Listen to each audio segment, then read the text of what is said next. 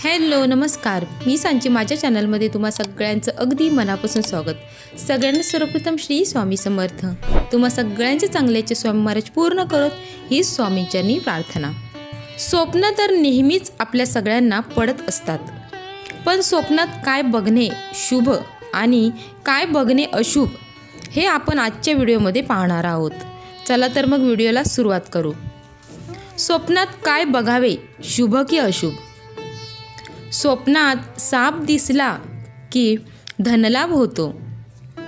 स्वप्नात नदी दिसली तर सौभाग्य वाढते। स्वप्नात जर नाच गाणे दिसले तर अशुभ बातमी मिळते। नीलगाय दिसली तर भौतिक सुख प्राप्त होते। स्वप्नात मुंगूस दिसले तर शत्रूंपासून मुक्ती मिळते।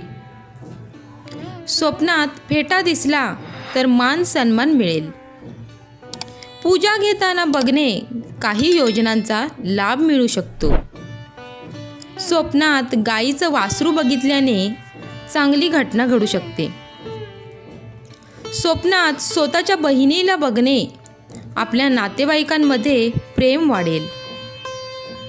बेलपत्र बघणे आपल्या घरामध्ये वाढ होईल। स्वप्नात भावाला बघणे आपल्या मित्रपरिवारामध्ये वाढ होईल। स्वप्नात भीक मागताना बघणे धनहानी होऊ शकते। स्वप्नात स्वतःचा मृत्यू बघणे भयंकर रोगापासून मुक्तता होईल। रुद्राक्ष बघितल्याने चांगली बातमी मिळेल। स्वप्नात पैसा बघितल्याने धनलाभ होईल। स्वप्नात पत्नीला बघितल्याने दाम्पत्यामध्ये प्रेम वाढते। स्वस्तिक बघितल्याने धनलाभ होतो।